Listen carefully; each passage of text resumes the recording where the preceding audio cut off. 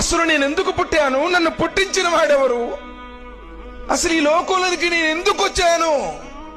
తిరిగి మరలా మరణం ద్వారా నేను ఎక్కడికి వెళ్ళిపోబోతున్నాను? అసలు దేవుడు అంటే ఎవరు? దేవుని యొక్క లక్షణాలేంటి? నేను ఎవరిని ఆరాధించాలి?